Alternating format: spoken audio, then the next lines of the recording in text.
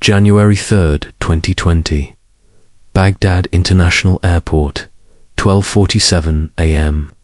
Major General Qasem Soleimani, commander of Iran's elite Quds force, exits his aircraft. 2 vehicles wait on the tarmac. He gets into the second one. 4,000 miles away, in a secure operations center, an analyst sees him on a screen. She's been tracking him for 127 days, through 6 countries, dozens of meetings, hundreds of intercepted communications, and now he's alone, away from crowds, in the open. She presses a button, sends a coordinate. 6 minutes later, an MQ-9 Reaper drone fires to a GM-114 Hellfire missiles. Each one costs $150,000. Each one weighs 100 pounds. Each one is guided by GPS to within 3 feet of its target. Impact time, 8 seconds. Soleimani, one of the most powerful men in the Middle East, is eliminated. The other vehicle, 15 feet away, untouched. This is modern warfare. Not carpet bombing, not mass casualties, not collateral damage, just precision. Warfare used to be about overwhelming force. World War II, drop 1,000 bombs to destroy 1 factory. Vietnam, level entire grid squares to hit 1 suspected enemy position. Even the Gulf War launched dozens of cruise missiles to guarantee target destruction. But modern warfare, 1 weapon, 1 target, 1 shot, because technology has changed the equation. In 1945, bombing accuracy was measured in miles. In 1991, it was measured in meters. Today, it's measured in inches, and that precision changes everything. A modern precision strike isn't just about the weapon, it's about the system.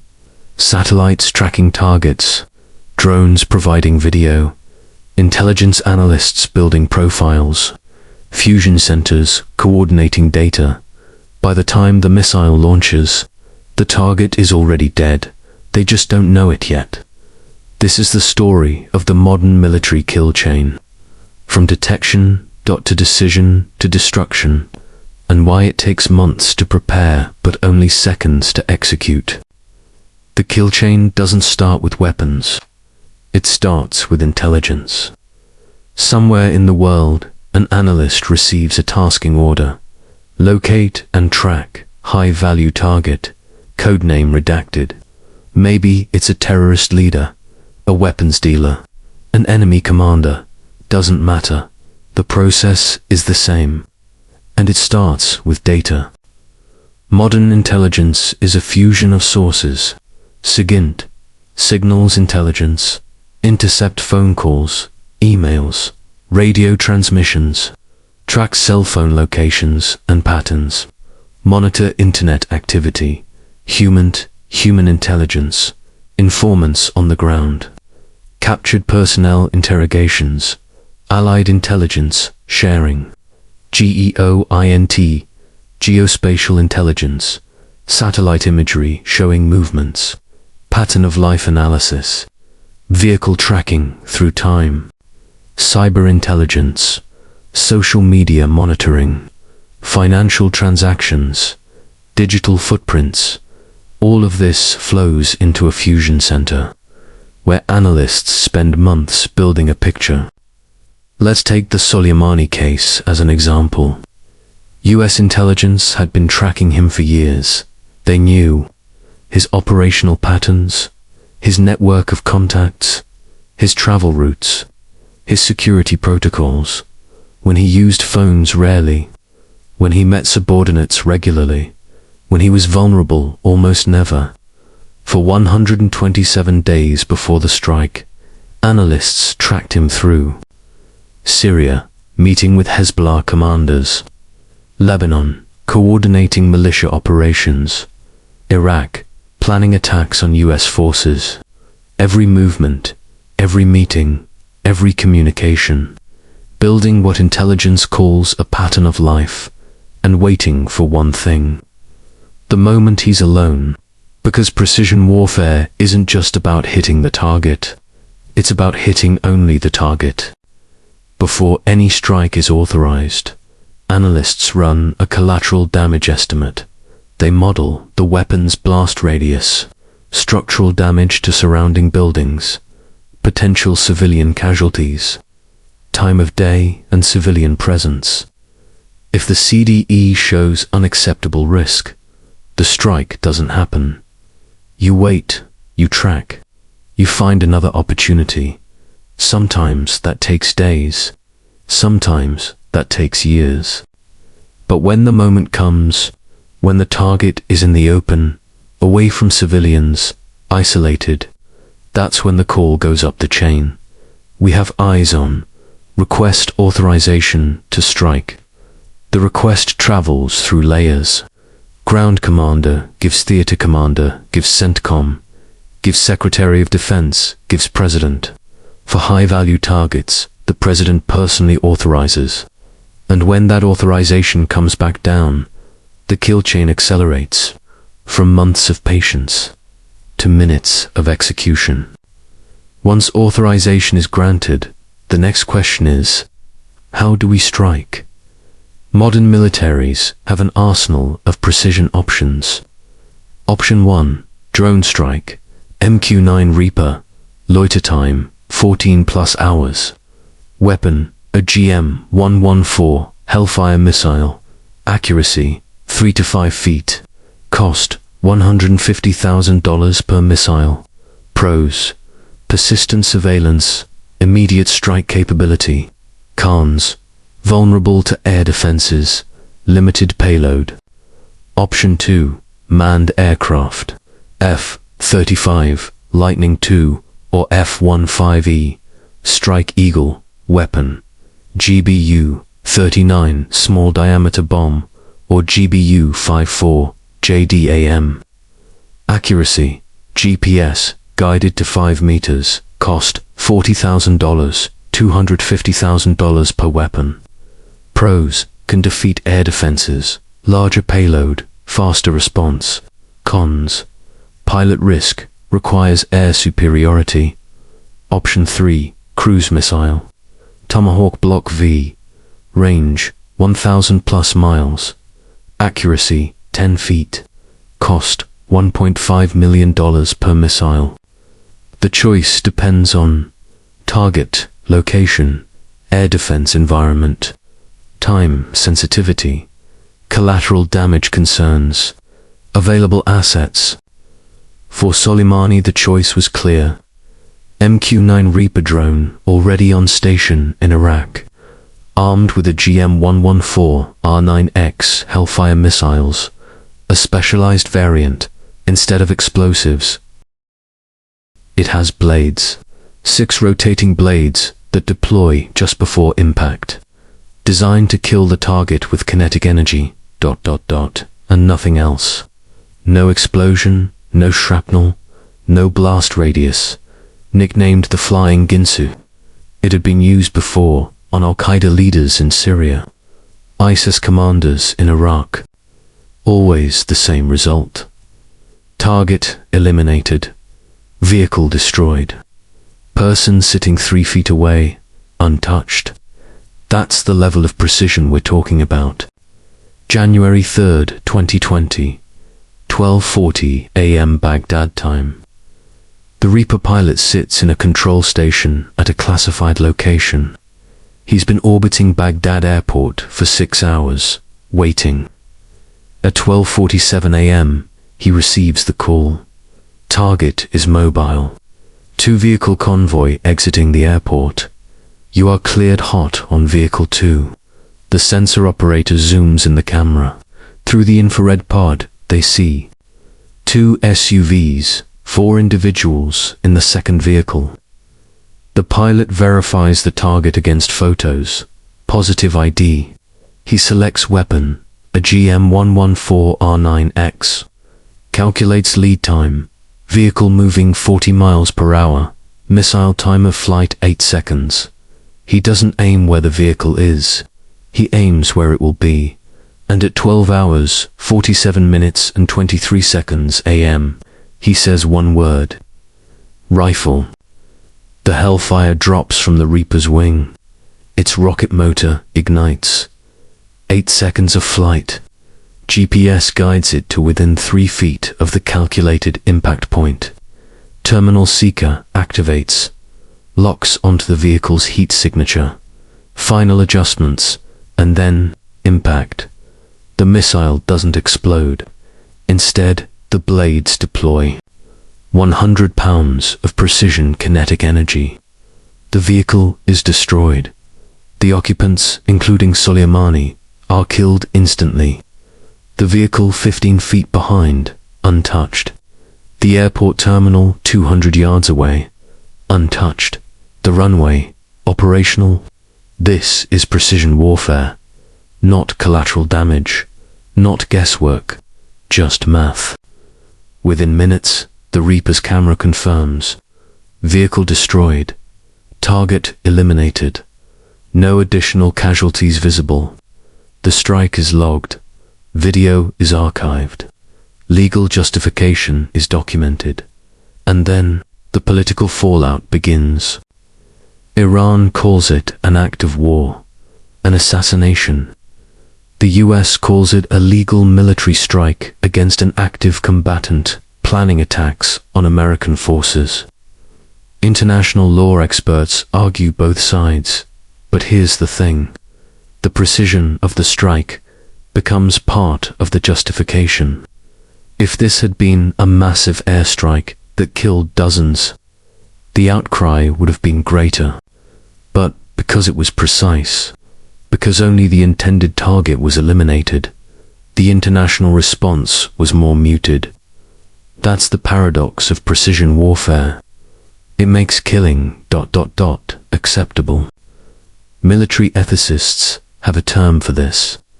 The precision paradox. The better your weapons, the more willing you are to use them. Because if you can strike without collateral damage, if you can eliminate a threat without civilian casualties, then the moral calculus changes. In World War II, bombing a city that killed 10,000 civilians to destroy one factory was considered acceptable. Today, killing 10 civilians to eliminate one terrorist ... is considered unacceptable. The technology has changed what we can do, and that's changed what we should do. According to declassified data, US precision strikes 2010 to 2020, estimated strikes 14,000 plus, estimated enemy combatants killed 30,000 plus, estimated civilian casualties 2,000 to 5,000, 14 to 17% of total. For comparison, World War II strategic bombing, civilian casualties 50 to 60% of total casualties. Vietnam War bombing, civilian casualties 30 to 40% of total casualties. Modern precision warfare, civilian casualties 15 to 20% of total casualties and declining. The technology works, but that creates a new problem. If war becomes too precise, too surgical ... too clean, do we become too willing to wage it? This is the debate happening in the Pentagon right now. Argument for precision warfare minimizes civilian casualties, eliminates threats efficiently, deters future attacks, complies with laws of armed conflict. Argument against makes warfare seem easy, reduces accountability for decisions, creates psychological distance from killing, may violate sovereignty and international norms. Both sides have a point, because precision warfare isn't just a technological achievement, it's a moral challenge. When you can kill anyone, anywhere, anytime, with minimal collateral damage, when should you? That's the question the technology can't answer. Only humans can. The kill chain is getting faster. Today, detection to strike. Hours to days. human involvement, extensive, accuracy, meters, tomorrow, detection to strike, minutes, human involvement, minimal, accuracy, centimeters. Technologies in development. 1. AI target recognition. Computers identify targets from satellite imagery. No human analyst needed. Can process millions of data points per second. 2. Hypersonic weapons. Mach 5 speed. Launch from anywhere, strike anywhere in 30 minutes. Too fast for traditional defenses. 3. Autonomous drones. Select and engage targets without human authorization. Swarms of hundreds operating together. Decision made by algorithm, not person. 4. Directed energy weapons. Lasers that destroy targets at speed of light. Cost per shot, nearly zero. Precision, perfect straight line to target. But here's where it gets complicated. The US military maintains a policy, meaningful human control over lethal force decisions. Translation, a human must authorize the kill. But as the kill chain accelerates, as threats move faster than human reaction time, that policy becomes impractical. Example: a hostile hypersonic missile is detected. Time to impact, for minutes. By the time humans assess the threat, authorize response, and launch interceptors, it's already hit. So do you give AI the authority to fire defensively? And if you give it defensive authority, what's to stop it from being used offensively? This is the future of precision warfare. Weapons so fast, so accurate, so automated, that humans become the bottleneck. And removing humans from the loop might make the system faster, but does it make it better? From satellite to strike, from detection to destruction, from months of intelligence to seconds of execution. This is modern warfare, not the chaos of Normandy, not the carpet bombing of Dresden, not the napalm of Vietnam, but something different, something surgical. A war where you can track one person through 6 countries for 127 days and eliminate them in 8 seconds without harming anyone standing 3 feet away. That's not just technological progress. That's a fundamental transformation in how we fight. But precision doesn't make war easier. It makes it more complicated, because now we can't hide behind collateral damage. We can't say it was war. Civilians die in war. Now, if civilians die, it's because we chose poorly, aimed badly, didn't wait for the right moment. The precision makes us accountable. And that's both progress and burden. The technology will keep advancing. Faster weapons, better intelligence, more precise strikes. Someday, maybe soon, we'll be able to strike any target, anywhere on Earth, within minutes. With perfect accuracy, zero collateral damage, complete certainty. And when that day comes, the question won't be, can we? It'll be, should we? Because the kill chain from satellite to strike is now measured in minutes. But the consequences, those last decades, Soleimani's strike, took 127 days to plan and 8 seconds to execute. But the geopolitical aftershocks, still ongoing. Iran retaliated. Tensions escalated. The Middle East shifted. All because of one precision strike. That's the reality. Precision warfare doesn't end conflicts. It just changes them, makes them cleaner, more targeted, more surgical. But war is still war. And killing, even precise, justified, legal killing, is still killing. From satellite to strike, detection to destruction, intelligence to impact. The modern military kill chain, measured in seconds, carried forever, Because precision doesn't make it easier. It just makes it not possible, and possible isn't always the same as right.